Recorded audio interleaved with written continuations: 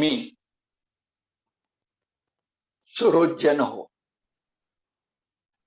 आपण सकल संत विचारपीठाच्या वतीनं ही रविवारीय व्याख्यानमाला पुनश्च हरिओम म्हणून सुरू केली आहे. 1 महिना झाला.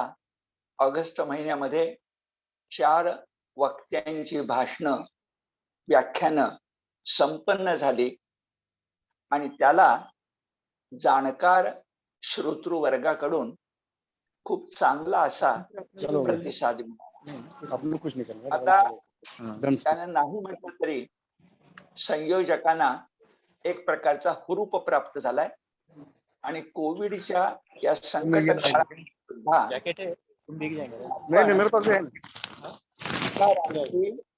देवाणघेवाण करतो आहोत, विचार यात्रा संपन्न करतो आहोत. ही गोष्ट खरोखरच या प्राप्त विपरीत परिस्थितीमध्ये आनंदाचीच म्हटलं पाहिजे. आणि त्याच भूमिकेतून संयोजकांनी मला ज्या हेतुपूर्ण व्याख्यानमालेसाठी विषय दिलाय तो म्हणजे प्राचीन सांस्कृतिक वारसा. त्या विचार यात्रेच्या दुसऱ्या भागाकडे आपण सगळे आता वळूया. या दोन्ही भागाचं किंवा या नंतरच्या भागाचं, तिसऱ्या भागाचं सुद्धा उपशीर्षक एकच आहे. म्हणजे मुख्य शीर्षक काय? आपला सांस्कृतिक वारसा, हे मुख्य शीर्षक. आणि उपशीर्षक काय? तर संस्कृतीचा अन्वयार्थ. अन्वय आणि अर्थ कशाचा? संस्कृतीचा, भारतीय संस्कृतीचा, सैंधवी हिंदवी संस्कृतीचा. आता पहिल्या भागाच्या अखेरी आपण अशा टप्प्यावर आलो होतो की आपण ज्याला संस्कृती म्हणतो त्याला इंग्रजीमध्ये पर्यायवाचक शब्द कुठला? आपण ज्याला संस्कृती म्हणतो त्याला इंग्रजी भाषेमध्ये, आंग्ल भाषेमध्ये पर्यायवाचक शब्द कोणता? तर तो पर्यायवाचक शब्द कल्चर असा आहे. पण काही जण कल्चर या ऐवजी सिव्हिलायझेशन किंवा सिव्हिलायझेशन असा शब्द प्रयोग करतात. आता सिव्हिलायझेशन हा शब्द प्रयोग संस्कृती या आपल्या संस्कृत निष्ठ शब्दाला पर्याय म्हणून करता येईल का? वरवर विचार केला तर काही चूक नाही असं वाटेल, पण खोलात जाऊन विचार केला तर कल्चर शब्दाचा अनुवाद, कल्चर या शब्दाचा अनुवाद संस्कृती आहे, पण सिव्हिलायझेशन या शब्दाचा अनुवाद संस्कृती नाही. कल्चर आणि सिव्हिलायझेशन या दोन आंग्ल भाषेतील संज्ञांच्या मध्ये फरक आहे, मूलभूत फरक आहे. कोणता फरक आहे बरं? तर कल्चर याचा अर्थ संस्कृती आणि सिव्हिलायझेशन याचं संस्कृत मधलं रूपांतर सांगायचं तर भौतिक विकास, सभ्यता. हा हिंदी शब्द वाटतो पण तो संस्कृत निष्ठच आहे. तर सभ्यता, भौतिक विकास, किंवा तुम्हाला मला जो अनुभवाचा विषय तो सांगतो, सुख सोयीच्या साधनांची रेलचेल. आपल्या बालपणी रेफ्रिजरेटर म्हणजे फ्रीज कुठं होता? आता तो आहे. अशा प्रकारच्या सुखसोयीच्या साधनांची रेलचेल, भौतिक विकास, सभ्यता म्हणजे सिव्हिलायझेशन. पण संस्कृती नव्हे. कारण नेमका फरक लक्षात घ्या. संस्कृती या संज्ञेमध्ये आत्मिक विकास पण आहे. संस्कृती या संज्ञेमध्ये आत्मिक विकास पण आहे आणि सिव्हिलायझेशन म्हणजे सभ्यता या शब्दामध्ये आत्मिक विकास नसेलच असं नाही, पण असेलच असं नाही. सभ्यता, सिव्हिलायझेशन म्हणजे डोळे झाकून भौतिक विकास. आता घडतं काय, अनेकदा माणसं भौतिक विकास झाला म्हणजे कसं बघा, साधी मातीची, ढाब्याची, कौलारू घरं होती, त्याचं सिमेंट कॉन्क्रीटचं जंगल वाढलं, रस्ते चौपदरी, सहापदरी झाले, त्यावर खड्डे नाही तशा अपेक्षा करूया. अशा प्रकारचा विकास होत गेला, भौतिक विकास होत गेला. सुधारणा झाल्या तत्काळ डोळ्याला दिसणाऱ्या, तर त्या सुधारणांची झूल पांघरून आम्हाला संस्कृती प्राप्त झाली असं म्हणता येईल. हे कळण्यासाठी तिखट वाटेल पण उदाहरण देतो. एखादा शालेय शिक्षण पूर्ण करता झाला, महाविद्यालयीन शिक्षण पूर्ण करता झाला, म्हणजे सुशिक्षित झाला, पण त्यानं त्या शिक्षणाची झूल पांघरून मी सुशिक्षित झालो म्हणजे सुसंस्कृत झालो असं म्हणायला लागला तर तुम्ही मान्य कराल का? आपण सहजपणे म्हणतो की सुशिक्षित हा सुसंस्कृत असू शकतो, पण असूच शकतो, असतोच असं नाही. जी अशिक्षित माणसं आहेत किंवा होती, ती सुद्धा सुसंस्कृत असू शकतात असं आपण प्रत्यही पाहतो. सुशिक्षित माणसातूनच गळे कापू कसाई निर्माण झाली आपण पाहतो, मग त्यांना सुसंस्कृत म्हणायचं का? म्हणजे या दोन गोष्टी भिन्न आहेत. एकाची झूल पांघरून दुसरं सांगता येणार नाही. आणि म्हणून सभ्यता आणि संस्कृती, कल्चर आणि सिव्हिलायझेशन याच्यामध्ये निश्चितपणे अंतर आहे, हे ध्यानामध्ये आपण घ्यायचं. मी आता बोलता बोलता म्हटलं मोठमोठे रस्ते झाले, उंच उंच टोलेजंग इमारती झाल्या. तशीच बघा आपल्या नगरांची महानगरे झाली, मेट्रो सिटी.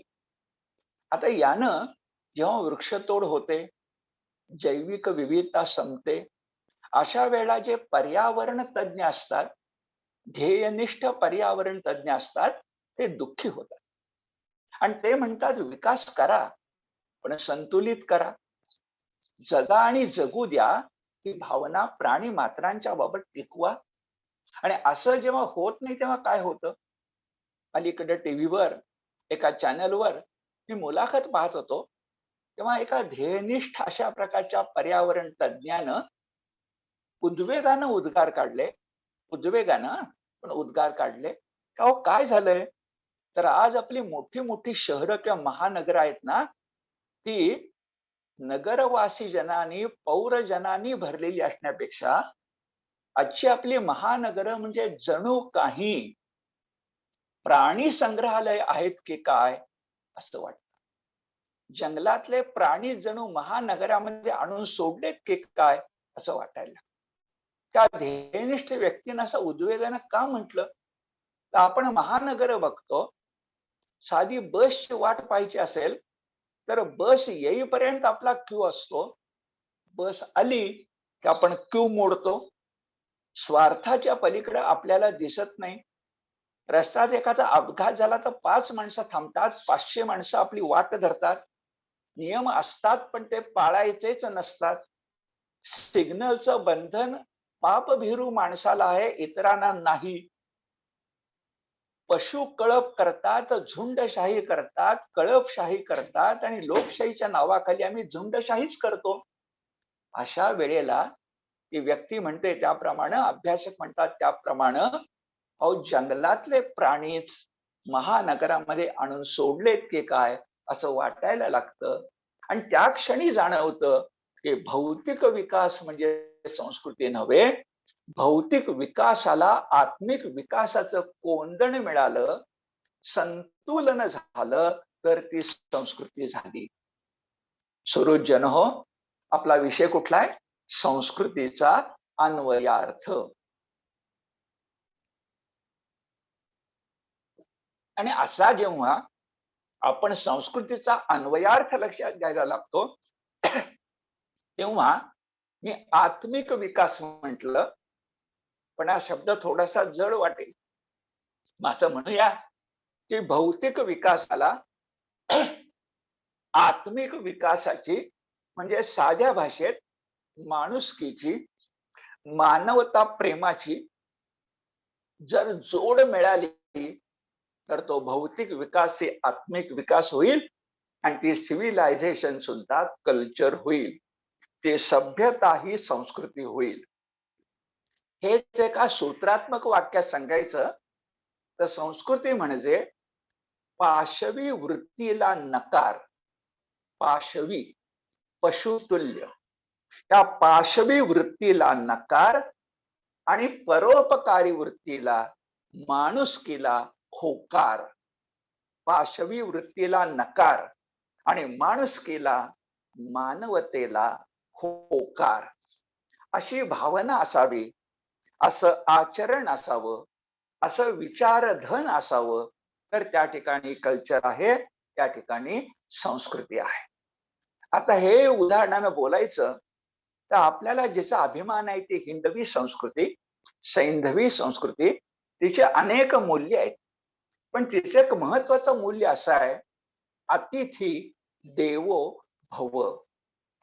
अतिथी, पाहुणा.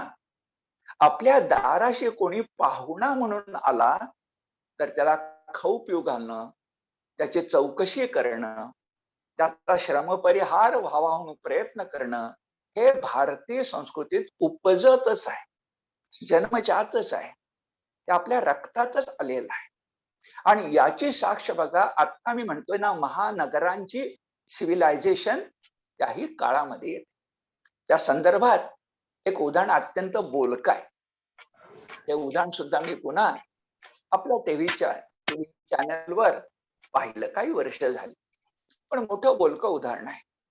ते उदाहरण असं आहे की नाशिक शहर, त्या नाशिक शहरातले 4-5 पत्रकार, तरुण पत्रकार, मीडियातली मंडळी, मुलं आणि मुली, युवा युवती यांनी ठरवलं, कारण तरुणांना साहस प्रिय असतं ना, की आपण नाशिक पासून म्हणजे पंचवटी पासून दक्षिणेत रामेश्वर पर्यंत सायकलनं जायचं. जायचं आणि यायचं. सायकल दौडा आणि निघायचं, जे काय होईल ते पाहायचं. आणि तशी ती निघाली. काही दिवस, काही महिने त्यांनी प्रवास केला, सुखानं परत आले आणि मग त्याने काही लेखमाला लिहिल्या. त्यातल्या एका लेखमालेमध्ये लेखमालेचं लेखन करणाऱ्या व्यक्तीनं मुलाखत देताना सांगितलं की मला अनेक अनुभव आले, पण एक अनुभव मात्र सार्वत्रिक होता आणि चटका लावणारा होता.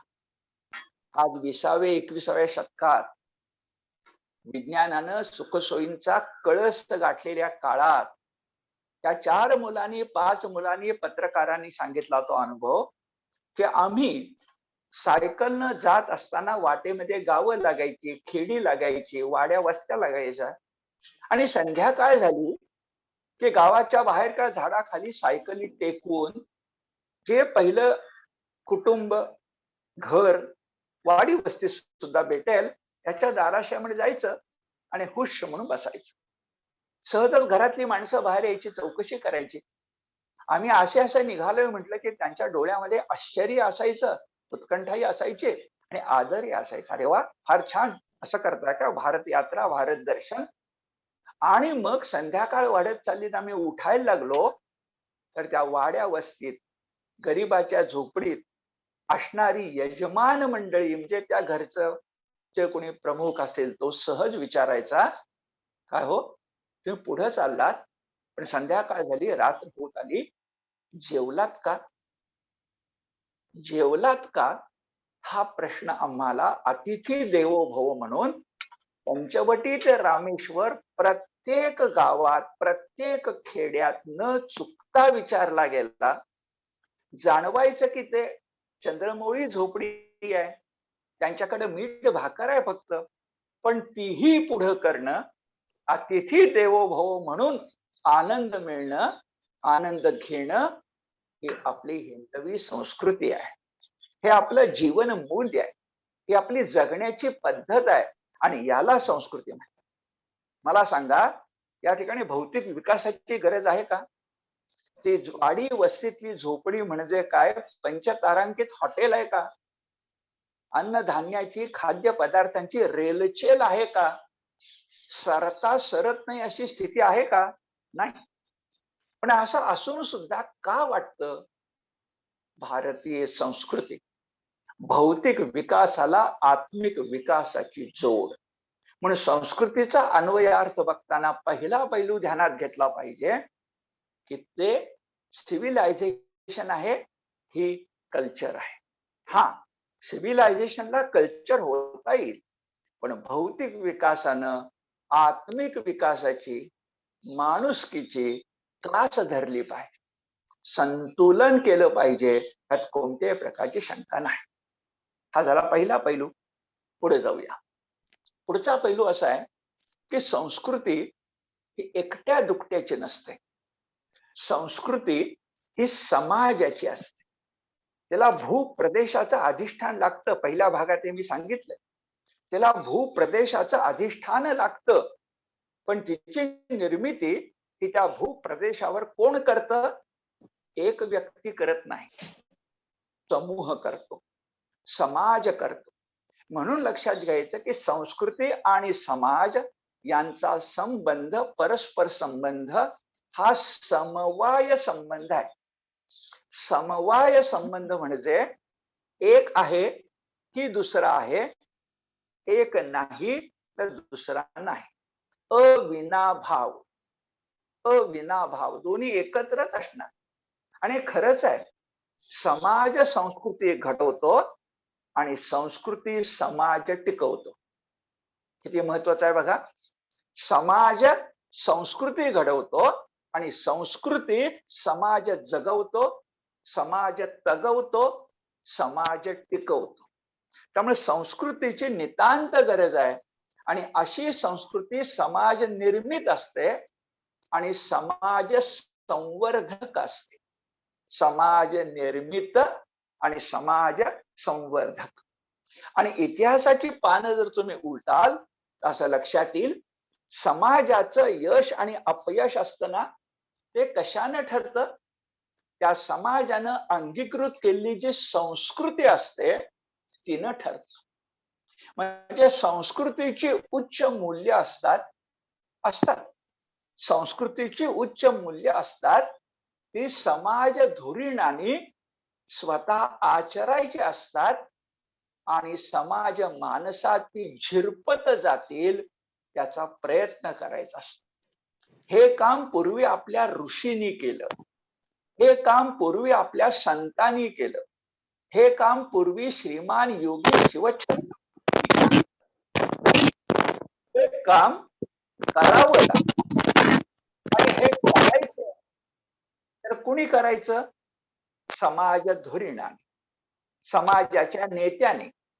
आणि त्यांनी संस्कृतीची मूल्य आचरावी लागतात आणि समाजामध्ये झिरपत जावी लागतात की ती संस्कृती आणि तो समाज संकटाच्या वादळ वाऱ्यातही टिकतो. आणि इथंच लक्षामध्ये येतं की या जगामध्ये असं सांगितलं जातं की 46 संस्कृती होत्या.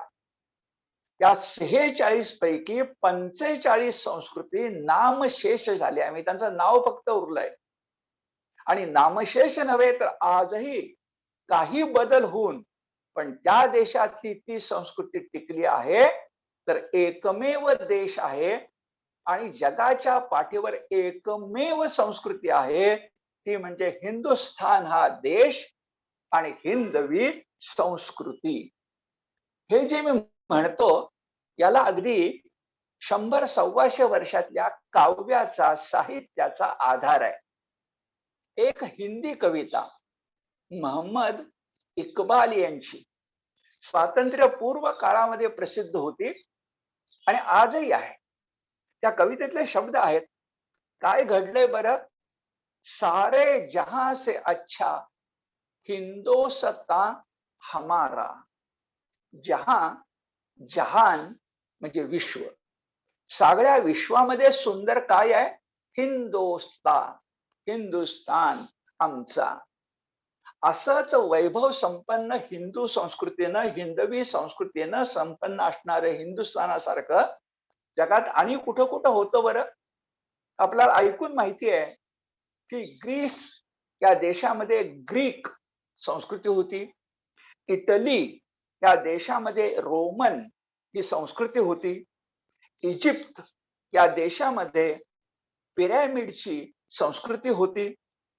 इराण सारखा देश घेतला, मेसोपोटेमिया यासारखी संस्कृती होती. आता या सगळ्या संस्कृती होत्या, त्यांनी मोठी कामगिरी पण केलेली आहे. अशा संस्कृती आज कुठे आहेत? या कवितेमध्ये म्हटलंय, सारे जहां से अच्छा हिंदोस्ता हमारा, यूनान ओ मिस्र ओ रोमा सब मिट गए जहां से. आता जे सांगितले सगळे, यूनान ओ मिस्र ओ रोमा सब मिट गए जहां से, अब तक मगर है बाकी. पण आजही शिल्लक आहे, नामो निशा हमारा. सारे जहां से अच्छा हिंदोस्ता हमारा. त्यांचं नाम निशान उरलेलं नाही आणि नामो निशा है बाकी. हे काय फरक आहे समजून घेऊया. त्यांचं उरलेलं नाही ना आमचं उरलंय म्हणजे काय? तर नेमक्या शब्द असे, ग्रीस, इटली, इजिप्त, इराण, आणखी वाढवायचं तर बाबिलियन किंवा दक्षिण अमेरिकेतली मय संस्कृती 46 आहेत ना. तर अशा सगळ्या संस्कृतींचे देश कायम आहेत. पण त्या देशामध्ये, वाक्य नीट ऐका, त्या देशामध्ये मग ग्रीक असेल, इटली असेल, इजिप्त असेल, इराण असेल, त्या देशामध्ये त्यांच्या प्राचीन संस्कृतीची वैशिष्ट्य, प्राचीन संस्कृतीचे विशेष, प्राचीन संस्कृतीची जीवन पद्धती असा कोणताही भाग आज शिल्लक नाही. देश आहेत पण ती प्राचीन संस्कृती आज शिल्लक नाही. कारण काही असतील पण आज नाही. उलट हिंदुस्थान देशा या प्राचीन देशात त्या प्राचीन संस्कृतीचे काही बदल होऊन पण त्या पद्धती, ती मूल्य, ती संस्कृती, ती जीवन रीती आजही शिल्लक आहे. म्हणून अब तक मगर है बाकी, नामो निशा हमारा. आता आमचा नामो निशाण का शिल्लक राहिलं? तर कवी पुढे म्हणतो, कुछ बात है कि हस्ती मिटती नहीं हमारे. हस्ती या शब्दाचा अर्थ अस्तित्व. आमचं अस्तित्व म्हणजे आमच्या संस्कृतीचं अस्तित्व थांबत नाही, संपत नाही, मिटत नाही. कुछ बात है ऐसी हस्ती मिटती नहीं हमारे. पर आमच्यावर संकट आली नाहीत का? संकटाच्या राशी आल्या, अनेक आक्रमक आले, अतिरेकी आले, आमच्या देशाच्या संस्कृतीला ध्वस्त करायचा त्यांनी प्रयत्न वर्षानुवर्ष, शतकानुशतक केला. पण सदियो रहा है दुश्मन, सदियो, पिढ्यानपिढ्या, सदियो रहा है दुश्मन, दौर दौर ए जहां हमारा, सारे जहां से अच्छा हिंदोस्ता हमारा. पण त्या सगळ्या संकटावर मात करून वादळ वाऱ्यामध्ये एखादा वटवृक्ष जसा उभा राहावा पारंब्यासकट, तसा पारंब्यासकट आपली मुळं घट्ट जमिनीमध्ये रोवून हिंदुस्थान नावाच्या प्राचीन देशामध्ये, आजच्या या भारत वर्षामध्ये ती सैंधवी संस्कृती जपून ठेवणारे लोक आजही आहेत. आणि संस्कृती शिल्लक आहे म्हणजे काय शिल्लक आहे हो? संस्कृती पुस्तकात असते का? नाही. संस्कृती ही त्या समाजाच्या प्रत्येक किंवा एकूण व्यक्तीच्या मानसिकतेमध्ये असते. आणि म्हणून त्याला शब्द वापरायचा तर हिंदवी संस्कृती म्हणजे हिंदवी देशीयता, हिंदवी संस्कृती म्हणजे हिंदवी मानसिकता. ते कळण्यासाठी आज प्रचलित असणारे काही शब्द वापरूया. आपण अनेकांच्या बोलण्यात ऐकतो बघा की हा आमचा डीएनए आहे, हा आमचा वंशदाय आहे, हा आमचा कुलदाय आहे, हे आमची ओळख आहे, हे आमची आयडेंटिटी आहे, ही आमची इंडियन आयडेंटिटी आहे. आता यालाच आणखी काही शब्द आहेत की हिंदवी मानसिकता, हिंदवी संस्कृतीची मानसिकता, त्याला इंग्रजीमध्ये म्हणतात Indian mind set, mind set किंवा म्हणतात इंडियन, जरा वेगळा शब्द आहे एथॉस. एथॉस, इंडियन एथॉस याचा अर्थ आहे मानसिकता किंवा वैशिष्ट्य, ओळख, स्वतंत्र अशी ओळख. ही गोष्ट हिंदवी संस्कृतीची आजही आहे. कशी आहे बरं? एक उदाहरण माझे मी सांगितलं की आजही आम्हाला, नाहीतर इतिहासात आम्हाला कटू अनुभव आले की अतिथी देवो भव म्हणून ज्यांचं ज्यांचं आम्ही स्वागत केलं त्या आक्रमकांनी आम्हालाच पायदळी तुडवलं. पण असे कटू अनुभव येऊन सुद्धा हे सारे नियमाला अपवाद आहेत असं मानून आम्ही नियम जपत आलो. अतिथी देवो भव, त्याचं उदाहरण मी सांगितलं. वाड्या वस्त्यातही अनोळखी माणसाला विचारलं जातं, वेळ संध्याकाळची आहे, भूक लागली असेल, जेवलात का? हे आहे इंडियन माइंड सेट, हा आहे एथॉस, हे आहे डीएनए. एक मी सांगितलं. दुसरं तुम्हाला सांगतो की आमची हिंदवी संस्कृतीचे दुसरं वैशिष्ट्य आहे, मी बोलतो त्याकडे नीट लक्ष द्या. तुम्ही वर्तमान काळातली उदाहरणं बघा किंवा इतिहास काळातली उदाहरणं बघा, कोणत्याही गोष्टीच्या बाबतीत, मग ती सुधारणा असो, ती चळवळ असो, ती एखाद्याची कृती असो, एखाद्याची विचारधारा असो, ती जर एकांतिक असेल, एकांगी असेल, एकेरी असेल, अतिरेकी असेल, एकारलेली असेल, तर भारतीय जनमानसाला ती आवडत नाही. त्याला संयम आवडतो, त्याला संतुलन आवडतं, त्याला विवेक आवडतो, त्याला विचारशीलता आवडते. मी सांगितलेल्या सगळ्या गोष्टींना, चळवळ असो, विचारधारा असो, सुधारणा असो, कुठली गोष्ट, पण तिला विवेकाची जोड हवी.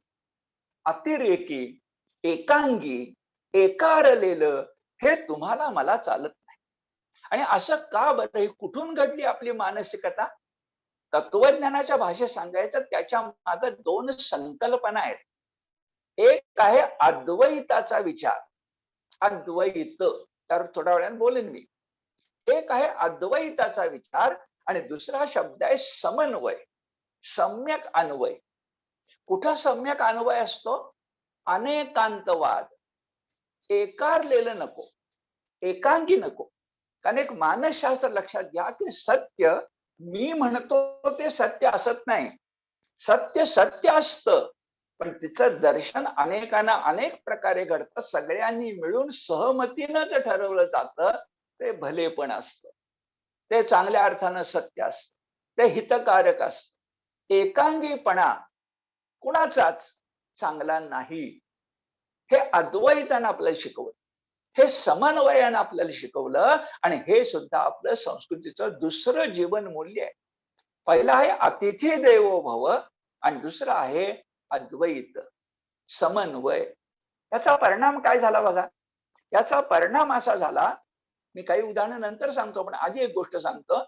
याचा परिणाम असा झाला की तुम्हाला माहिती आहे, ज्यांना यहुदी म्हणतात, ज्यांना ज्यू लोक म्हणतात, ज्यांचाच राष्ट्र उभा इस्रायल आणि मोठ्या मानानं खडा आहे, त्या ज्यू लोकांना इतिहास काळामध्ये त्यांची जन्मभूमी, कर्मभूमी सोडून त्या जगाच्या पाठीवर रानोमाळ पिढ्यानपिढ्या भटकावं लागलं. त्या यहुदींना, ज्यूंना अत्यंत प्रेमानं आश्रय कोणी दिला असेल, मोठ्या प्रमाणात आश्रय जर कोणी दिला असेल, तर आपल्या हिंदवी संस्कृतीनं हिंदुस्थान.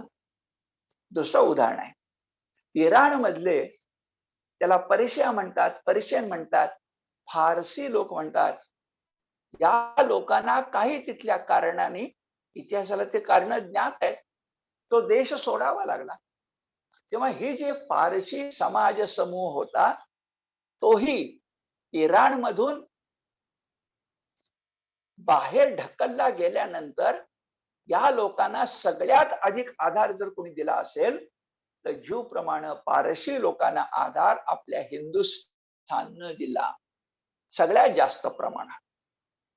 आणि ही आपल्या भारताची संस्कृती.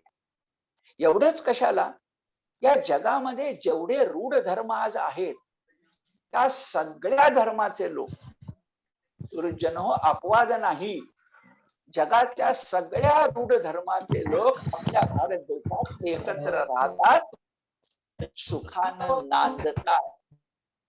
तुमचा धर्म वेगळा म्हणजे, रूढ धर्म वेगळा म्हणजे, उपासना पंथ वेगळा आहे म्हणून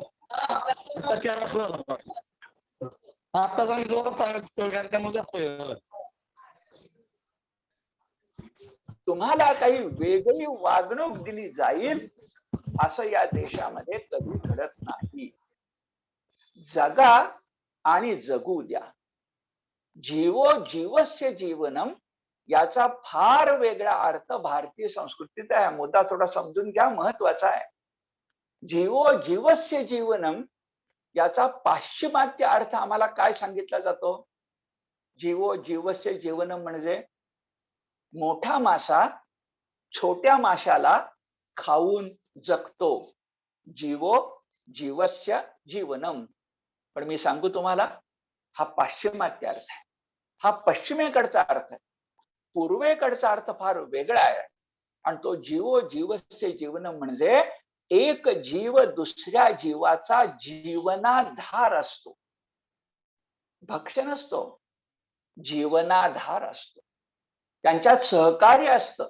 आणि सृष्टीतही तुम्ही बघा, जे प्राणी प्राण्याला मारून खातात, पण ती प्राकृतिक भूक आहे, नेहमी नाही. नेहमी सामान्यपणे एकमेकाला सहकार्य करणं, जगा आणि जगू द्या म्हणणं, जीवो जीवस्य जीवनम ही जंगलाची रीत आहे. आणि जंगलाची रीत वाढवून संस्कृतीत आली पाहिजे, का नाही तर तिथं भक्ष्य असतं, सिंह हरणाला मारतो. पण आपल्याकडे सिंह आणि हरिण दोघांनाही जगू दिलं पाहिजे. जीवो जीवस्य जीवनम हे आपल्याकडे. आणि म्हणून बघा, पश्चिमेकडच्या इतिहासामध्ये क्रुसेड्स, ज्याचं मराठी भाषांतर धर्मयुद्ध करतात, धर्मयुद्ध. पण गैरसमज असा येतो की धर्मयुद्ध म्हणजे काय? धर्मयुद्ध म्हणजे, धर्मासाठी युद्ध म्हणजे क्रुसेडचा अर्थ काय? अर्थ असा की माझा धर्म श्रेष्ठ आहे, तुझा धर्म खोटा आहे, माझी उपासना पद्धती बरोबर आहे, तुझी उपासना पद्धती खोटी आहे, माझं आराध्य दैवत खरं आहे, तुझं खोटं आहे. म्हणून एकमेकाचे गळे कापणं, लढाई करणं, रणसंहार नरसंहार करणं म्हणजे क्रुसेड्स. आता इथं धर्म शब्द आहे, त्याच्याबरोबर शब्द आहे धर्म्य.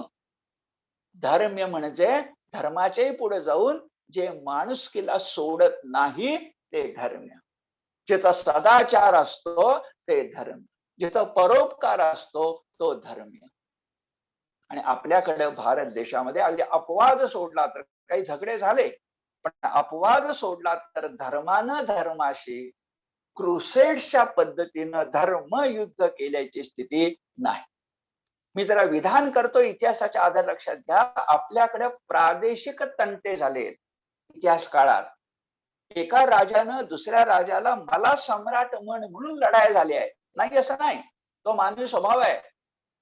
पण त्याच्या पलीकडे जाऊन धर्मानं धर्माला मारायचं, धर्मीयांनी धर्मीयांना मारायचं, हे आपल्याकडे झालंच तर तुरळक अपवादभूत आहे, नियम नाही. नियम नाही, आधिक्य नाही, बहुतांश नाही. इंग्लिशमध्ये मेन स्ट्रीम म्हणतात, मुख्य प्रवाह नाही.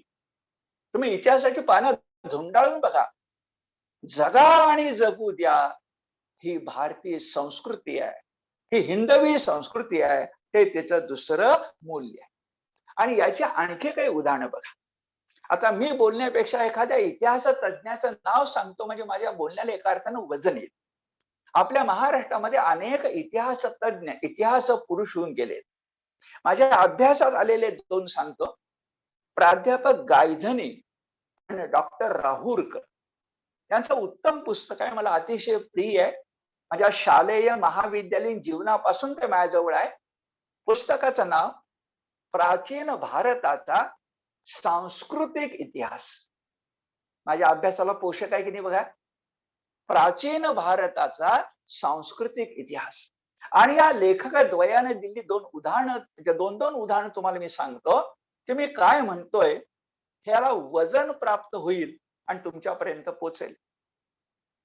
हे दोन लेखकद्वय म्हणतात.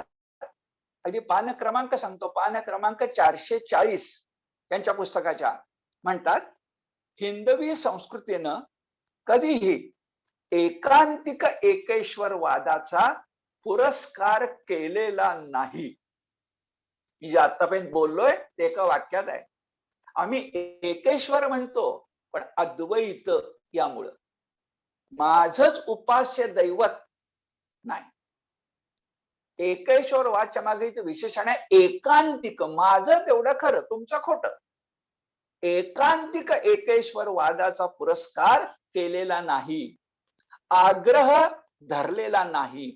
एवढंच कशाला, या आमच्या प्राचीन संस्कृतीनं विशिष्ट अशा आचारांची, विशिष्ट अशा विचारांची कोणावरही सक्ती केलेली नाही. पुन्हा सांगतो, अपवाद असतात, पण कोणावरही प्रमुख प्रवाहानं सक्ती केलेली नाही. आणि ते उदाहरण सांगतात, दोन्ही नावं आपल्याला ऐकून माहिती आहेत बघा.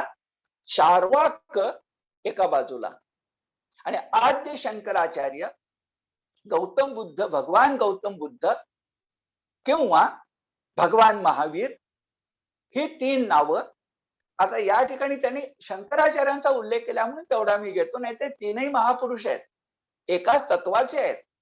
पण त्यांचं विधान असं आहे बघा, इहलोकातील उपभोगवादाची सुखानं जगा, देह आहे तोपर्यंत सुखानं जगा, इतरांच्या परवा नाही करा. अतिरेकी व्यक्तिवाद, चंगळवाद, सुखवाद मला मिळालं पाहिजे. आता अतिरेकी इहलोकातील उपभोगवादाची महती सांगणारा चार्वाक, इहलोकातील उपभोगवादाची महती सांगणारा चार्वाक आणि निस्सीम त्याग बुद्धीचा महिमा सांगणारा आद्य शंकराचार्य, या दोन्ही विचारधारांना भारतात जन्मता आलं, वाढता आलं आणि सन्मानही प्राप्त झाला. इतिहासकाराचं विधान कसं, बावन कशी आहे बघा. आपल्याला माहिती आहे की चार्वाक काय म्हणत होता. आता एक लक्षात घ्यायचं की चार्वाकाचं तत्वज्ञान, लोकायत तत्वज्ञान, यात सगळंच वाईट आहे असं मी म्हणत नाही, काही चांगल्या गोष्टी पण आहे, निश्चित आहे. पण त्यांचा जो लोकांच्या मनात एकूण उमटलेला ठसा जो आहे चार्वाकवादाचा, तो काय आहे, एकूण ठसा, तो उपभोगवादाचा आहे. आणि मग एक संस्कृत श्लोक चार्वाकाच्या नावावर सांगितला जातो, चार्वाकाचं तत्वज्ञान म्हणून, पण तो लोकांच्या मनात काय आहे ते स्पष्ट करतो. तो असा आहे, यावत जीवेत सुखम जीवेत, जोपर्यंत देह आहे ना तोपर्यंत सुखाने जगा. यावत जीवेत सुखम जीवेत, ऋणम कृत्वा घृतम पिबेत, कर्जही काढा पण तूप प्या. तूप म्हणजे आजच्या भाषेत मिठाई. कर्ज काढा पण मिठाई खा. का?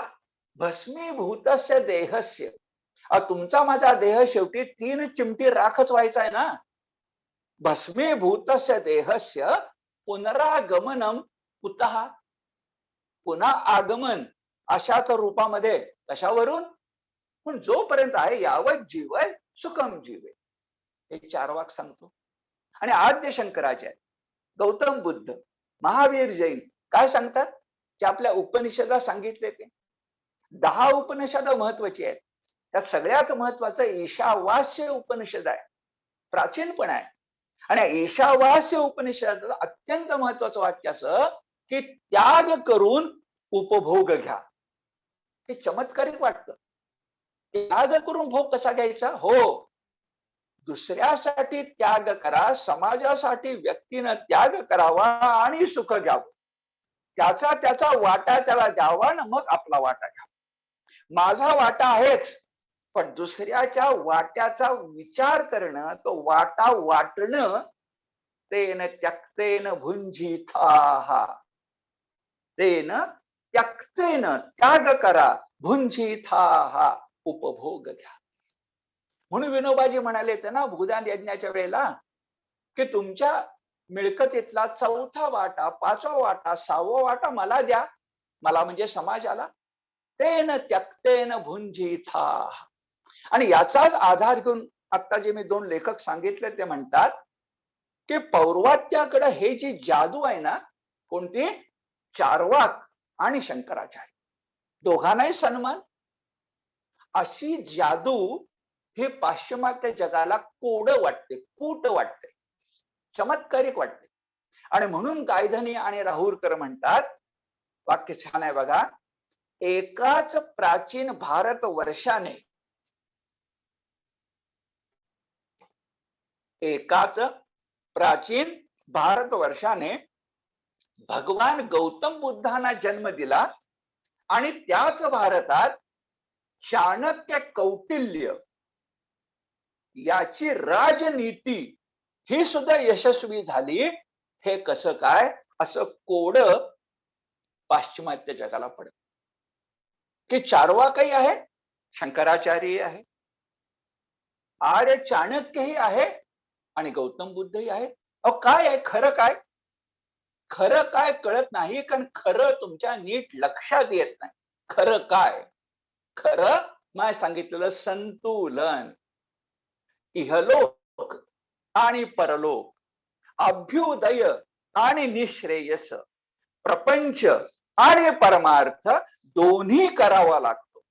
ही तुमची माझी संस्कृती सांगते. आपल्याकडे 4 आश्रम सांगितले गेले. आपण असे मानत नाही, करत नाही, पण खरी किती छान व्यवस्था आहे बघा. प्रत्येक व्यक्तीनं 75 नंतर संन्यासाश्रम स्वीकारावा. संन्याशी व्हावं असं म्हटलेलं नाहीये. प्रत्येकाला ते शक्य पण नाहीये. पण वानप्रस्थाश्रमानंतर संन्यासाश्रम स्वीकारावा. म्हणजे संन्यासी ज्याप्रमाणे निरीच्छ असतो, निरपेक्ष असतो, संयमी असतो, तसं वय 75 नंतर प्रत्येकानं व्हावं. मला सांगा, हे जर प्रत्येकानं केलं तर समाजामध्ये सत्ता स्पर्धा होईल का? रॅट रेस होईल का? तरुण पिढीला वावच मिळाला नाही तर ती चिडणार नाही तर काय करेल? याचा विचार प्रौढांनी करायला नको का? लक्षात येते मुद्दा, जास्त सांगायला नको. मुद्दा मुख्य गोष्ट अशी की संन्यासाश्रम ही आश्रम व्यवस्था आज आपण ते पाळत असू नसू, पण निश्चितपणे तत्वज्ञानाच्या पातीवर महान प्रमेय आहे, महान प्रमेय. ब्रह्मचर्याश्रम, गृहस्थाश्रम, वानप्रस्थाश्रम, संन्यासाश्रम. त्या सुंदर मानसशास्त्र आहे, सुंदर शरीरशास्त्र आहे आणि सुंदर सांस्कृतिकता आहे. जरा विचार करा, कारण आपली रविवारची व्याख्यानमाला या अशाच गोष्टीसाठी आहे. आणि हेच साध्या शब्दात, साध्या गोष्टीत लक्षात द्यायचं असेल तर अनेकदा माझ्या व्याख्यानात त्याचा उल्लेख येतो आणि मला तो आवडताय की संतुलन म्हणजे काय? भगवद्गीता. संतुलन म्हणजे काय? गीता धर्म. गीता धर्म म्हणजे काय? 1878 गीतेचा शेवटचा श्लोक. यत्र योगेश्वर कृष्णो यत्र पार्थो धनुर्धरः तत्र श्रीर विजयो भूतीर ध्रुवा नीतीर मतिर्मम. त्या ठिकाणी अभ्युदयाच्याही 2 गोष्टी आहेत आणि निश्रेयसाच्याही 2 गोष्टी आहेत. आणि हे लक्षामध्ये घेतलं की आपल्याकडे अद्वैत कशाचं? व्यष्टीचं, समष्टीचं, महानगरांचं, वाड्या वस्त्यांचं, व्यक्तीचं, समाजाचं. अहो भिन्नता, विविधता ही सुंदर गोष्ट आहे. नाही तर एक सुरी एक रंगी होईल ना. पण भिन्नतेत आणि विविधतेत सुद्धा एकता पाहणं, विविधतेत एकता पाहणं, समत्व पाहणं, साम्य योग पाहणं गीता शिकवते.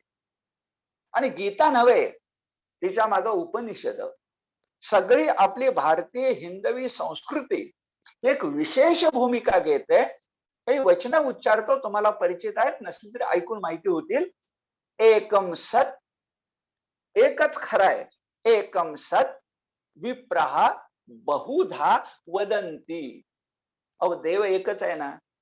प्रत्येक पंथ संप्रदायाने त्याला वेगळं नाव दिलं. देव काय बदलतो का? परमात्मा काय बदलतो का? निर्माता, निर्मिक परमात्मा बदलतो का?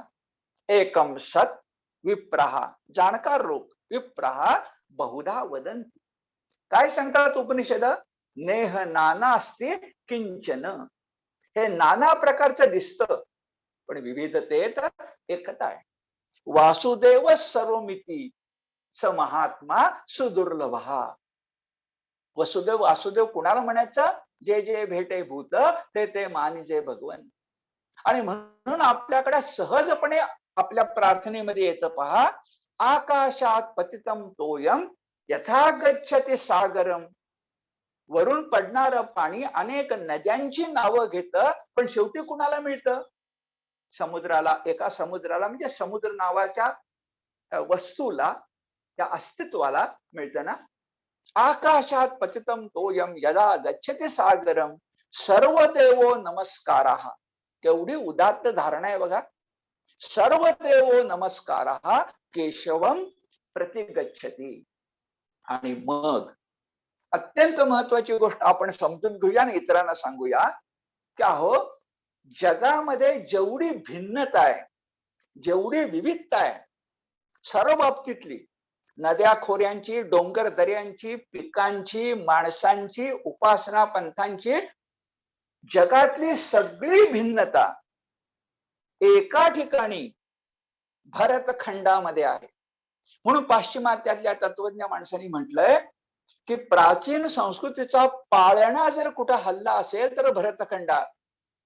जगातली सगळी भिन्नता, सगळी विविधता एका आमच्या देशामध्ये आहे. मी भूमी सांगितली आहे. आ सिंधू सिंधू पर्यंता यस्य भारत भूमिका. हिमाद्रीपासून हिंदी महासागरापर्यंत, श्रीकृष्णाच्या द्वारकेपासून मणिपूर पर्यंत, हा जो माझा भरतखंड आहे, खंडप्राय देश आहे. नुसता देश नाही, खंडप्राय देश आहे. यामध्ये किती विविधता आहे. मी सहज विचार करत होतो आणि काही विविधता टिपली तुमच्या समोर ठेवतो. त्याहूनही जास्त आहे, पण मला जाणवलेली बघा. अहो, केवढं भाग्य आहे.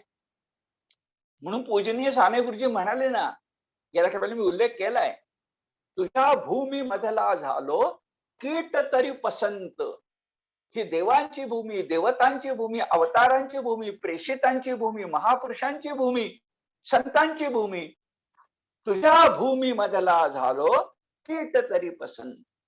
बस किडा झालो तरी चालेल, पण देवभूमीत जन्म पाहिजे. काय भिन्नता बघा. एकीकडे हिमालय आहे, विंध्य पर्वत आहे, सह्य पर्वत आहे, अशा डोंगर राशी आहेत.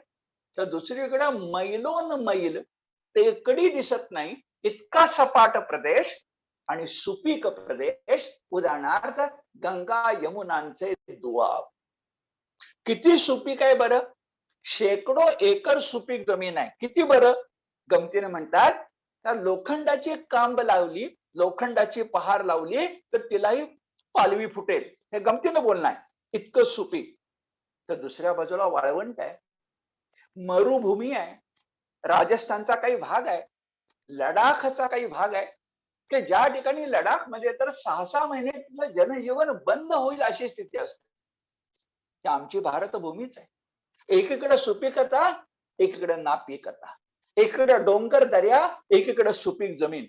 आणखी ऐका, एकीकडे कडाक्याची थंडी, कुलू खोर, शिमला, आणि दुसऱ्या बाजूला जीव हैराण होईल अशी वर्षातले अनेक महिने उष्णता.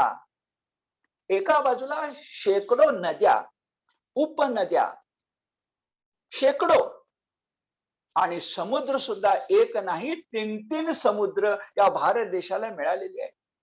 आमच्याकडे नगरवासी आहेत, वनवासी आहेत. ते जातीभेद वाईट आहेत, पण विविधतेच्या अंगाने बोलायचं तर या देशामध्ये 5,000 जाती आणि उपजाती आहेत. त्याचं निर्मूलन करूया, कारण त्यानं फार नुकसान केलं आपलं. पण आहे त्या 5,000 जाती उपजाती आहेत.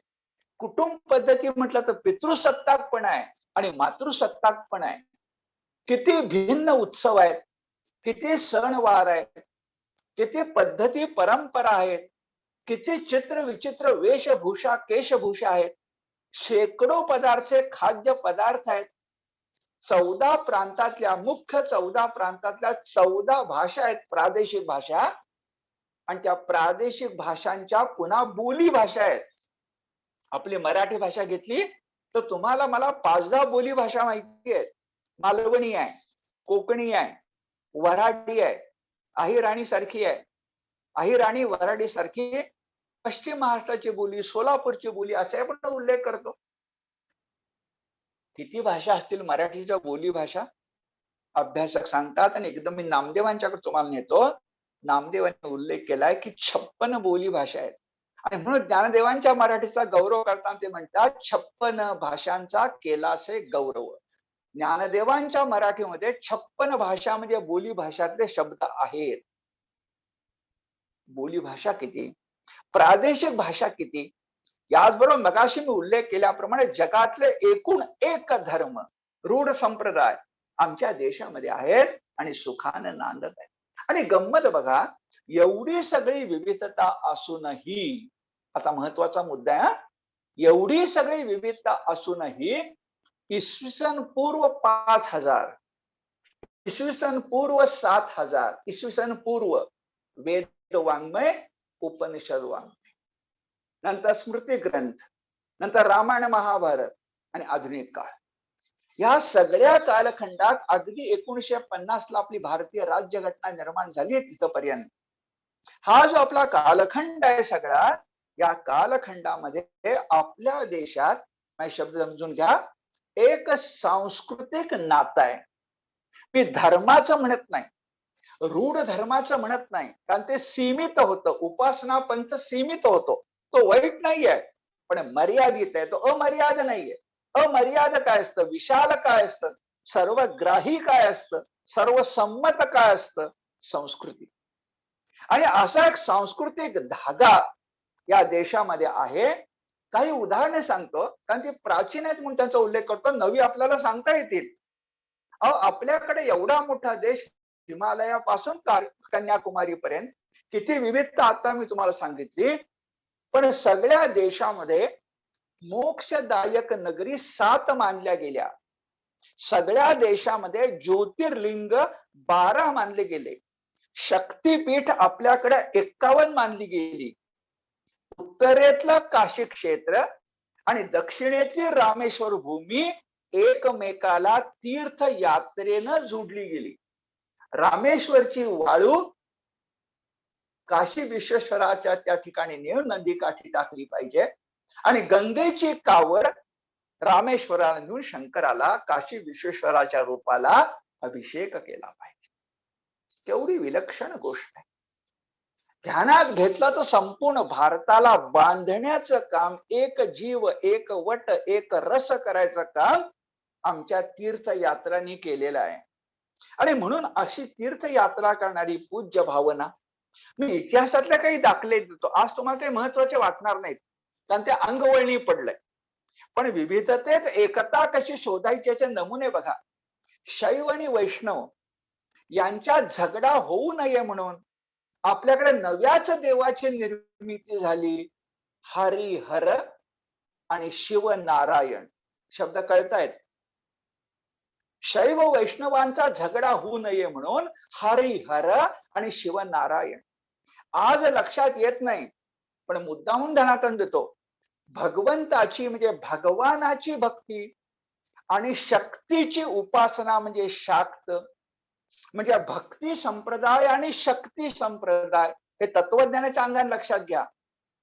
शिव आणि शक्ती, भक्ती संप्रदाय आणि शक्ती संप्रदाय यांना एकत्र करण्यासाठी शिव पार्वती, लक्ष्मी नारायण, शैव वैष्णवाप्रमाणेच भक्ती म्हणजे भगवंताची आणि शक्ती देवतेची उपासना एकत्र आणलं गेलं.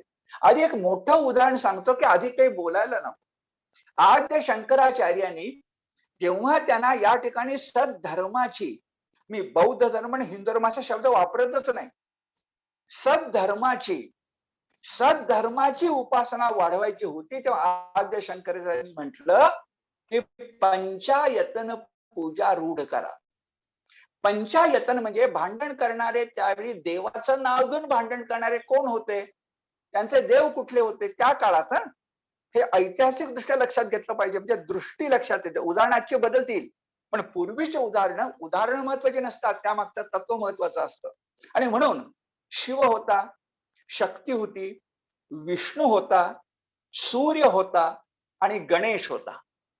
हे पंच संप्रदाय आद्य शंकराचार्यांच्या कालखंडामध्ये अत्यंत महत्वाचे होते.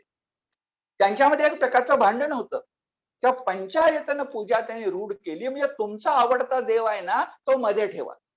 उदाहरणार्थ मी गणपती आहे, तर गणपतीचं मध्ये अधिष्ठान ठेवायचं आणि 4 कोपऱ्यात मध्ये गणपती आणि 4 कोपऱ्यात म्हणजे आग्नेय, नैऋत्य, वायू आणि ईशान्य या ठिकाणी उरलेले 4 देव ठेवायचे, म्हणजे शिव, शक्ती, विष्णू आणि सूर्य, आणि 5ची पूजा करायची. तुम्ही शक्ती उपासक असाल, गणेशाला त्या ठिकाणी ठेवा आणि शक्तीला त्या ठिकाणी आणा. ही सवड, ही सोय, ही सुविधा तुम्हाला एकत्र आणण्यासाठी पंचायतन पूजेच्या रूपानं हे निर्माण करण्यात आली. ही गोष्ट अत्यंत महत्वाची. आणि याला आधार कुठला आहे? या आद्य शंकराचार्यांनी, कारण ते इसवी सनोत्तर आहेत ना, आधार कुठून आणला? अहो, वेदातला अद्वैत, वेद तत्वज्ञान उपनिषदातला अद्वैत. एकम सत विप्रहा बहुधा वदंती नेह नानास्ति किंचन. तो वासुदेव, आकाशात पतितम तोयम, हे त्यांनी ध्यानामध्ये घेतलं आणि एकत्र आणलं. त्याला जोडूनच एकतेचा आणखी धागा सांगतो मी. वर्ण आणि जाती यात जात नाही. कारण काय झालं, दुर्दैवानं आपलं सगळ्यात मोठं नुकसान कोणी केलं असेल तर त्या जातीभेदाने, तर ते जात नाही मी. पण मगाशी जो बोललो तो मुद्दा लक्षात घ्या. ते 4 वर्ण, त्या 5000 जाती, जात विसरून 1950 नंतर आपण हे सगळं विसरलं पाहिजे. कारण आता आपण प्रजासत्ताक आहोत. आमची जात एकच. मी माझ्या संत साहित्याच्या अभ्यासात सांगतो, आमची जात फक्त हरिभक्त, आमची जात फक्त हरिभक्त, हरिदास, आम्हाला दुसरी जात नाही. म्हणून सोडून द्या वर्ण जाती. पण पूर्वीचे फार छान आहे, जे मागाशी मी सविस्तर बोललो, 4 आश्रम. 4 आश्रम म्हणजे, नीट ऐका, 4 आश्रम म्हणजे सगळ्यांनी करायचे, तत्कालीन 4ही वर्णांनी करायचे, सगळ्या जातींनी करायचे. तिथं कुणालाही सवलत नाहीये. हे 4 आश्रम प्रत्येक व्यक्तीनं करायचे. ही विविधतेतली एकता आहे. मला सांगा, राजर्षी हा शब्द कसा जन्मास आला? राजा आणि ऋषी कसे एकत्र येतील? त्यांची कामं पण भिन्न आहेत. पण राजर्षी शब्द आला, श्रीमान योगी शब्द आला, कारण तो राज्य करतानाही ऋषीचं वर्तन करतोय. हा आमचा आदर्श आहे. हा एखाद्याला जमला, सगळ्यांना जमेल? नाही जमणार. मग काय करावं? 4 आश्रम, जीवनाच्या विविधतेत सुद्धा एकत्वाचं सूत्र. प्रत्येकानं गृहस्थाश्रम करा. काही अपवाद आहेत, बालपणापासून संन्यास होऊ शकतील, पण त्यांची ती आंतरिक आध्यात्मिकता पाहिजे. बुवाबाजी नको, आंतरिक अध्यात्मात, ध्रुवासारखी, एकनाथांसारखी. मग करा भक्ती, नामदेवांसारखी. मुद्दा असा की सगळ्यांना नाही ना जमणार, मग कर ब्रह्मचर्याश्रम, कर गृहस्थाश्रम, हळूहळू स्वीकार वानप्रस्थाश्रम आणि शेवटी घे संन्यासाश्रम. आणि हे शंकराचार्यांनी किंवा आपल्याकडे 4 आश्रमांनी सांगितलं. हे सगळं वेदामध्ये आहे. मला एवढा अभिमान वाटतो की आज जे कॉपरेशन, एकत्र या, भांडू नका, दहशतवादाच्या विरुद्ध जग सगळं एकवट होऊ दे म्हणतंय, आनंदच आहे ना, दुःख कुठे आहे? अरे पण आम्हाला आज माहिती नाहीये.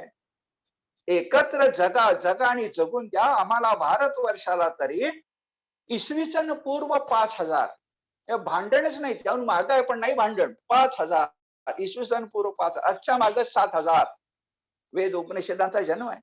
आणि त्याच्यामध्ये ऋग्वेदासारख्या सगळ्यात प्राचीन ग्रंथात 12व्या मंडलामध्ये हे शब्द येतात. समानी व आकुती, समाना हृदयानी वहा, समान मस्तु वो मना, यताव सुहासती. अर्थ असा, तुमची मन समान असू देत. समान म्हणजे विविधतेत एकता.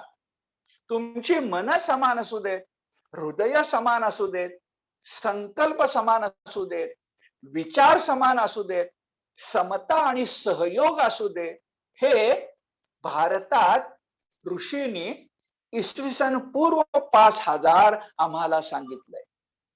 केवढी आमच्या हिंदवी सैंधवी संस्कृतीची ही महत्ता आहे बरं.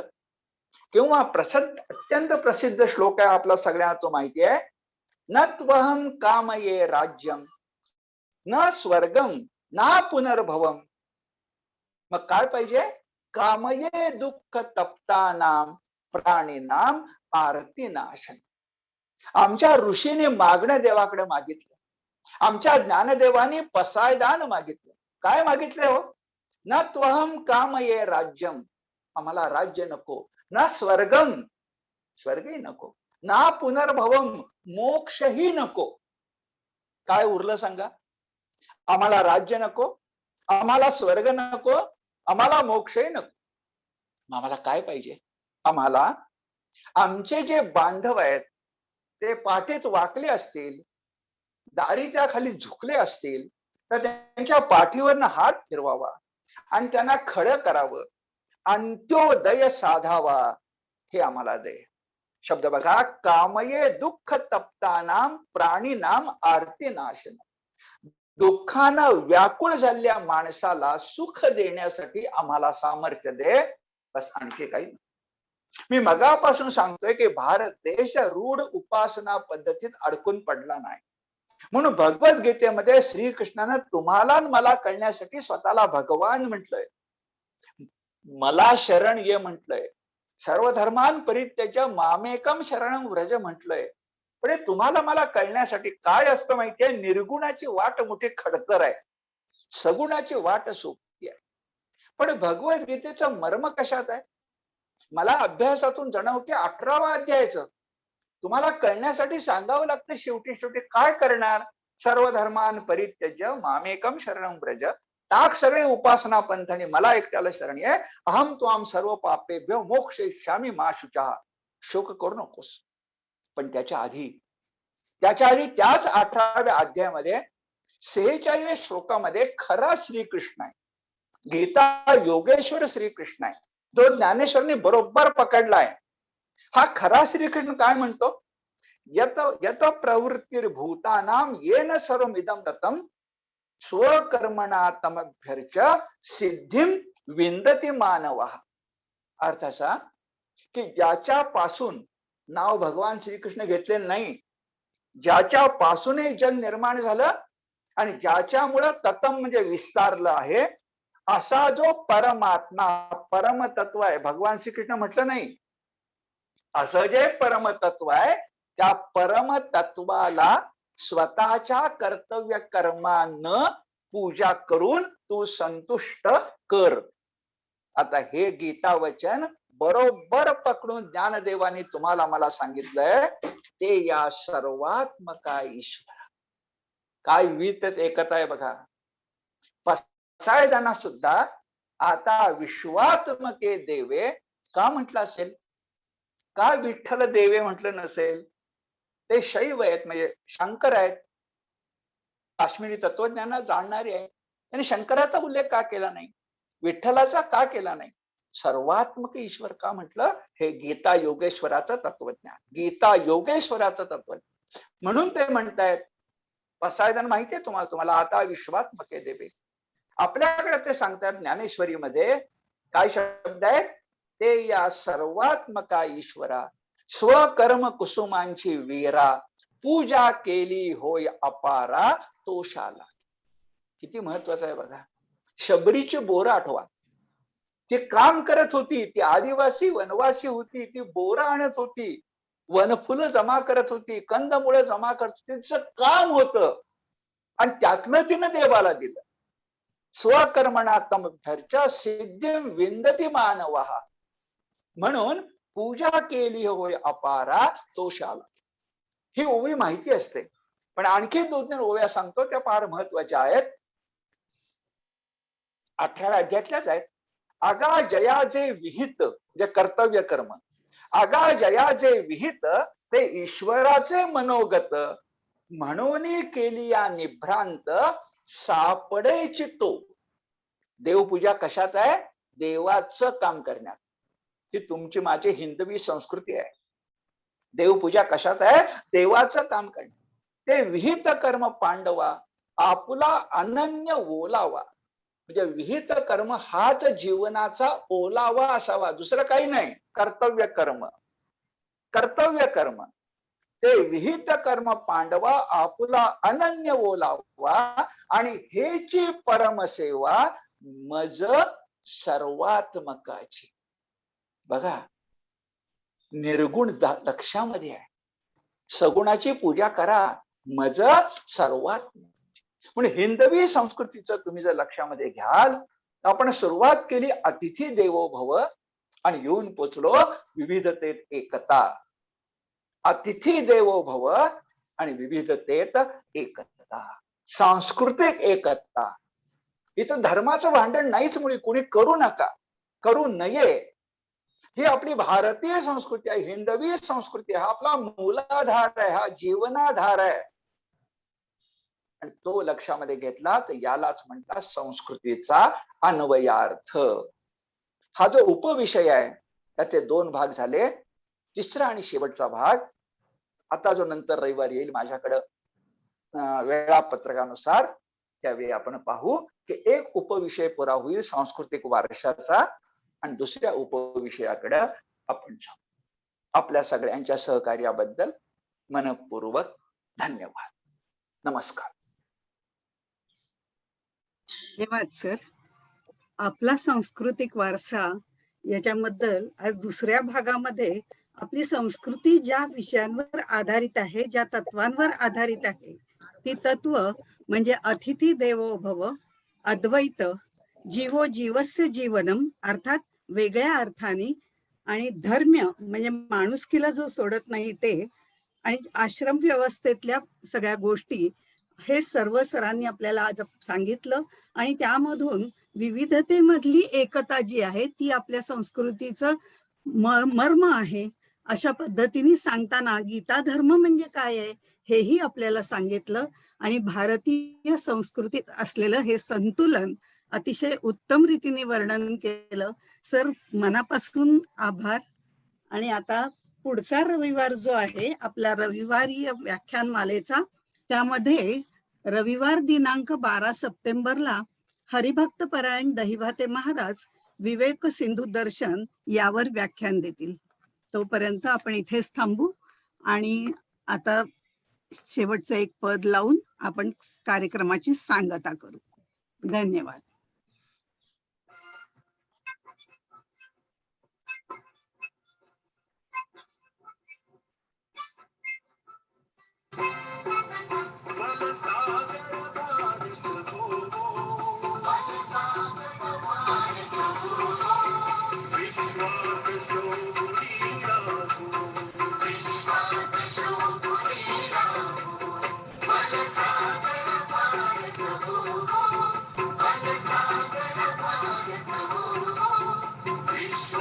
Show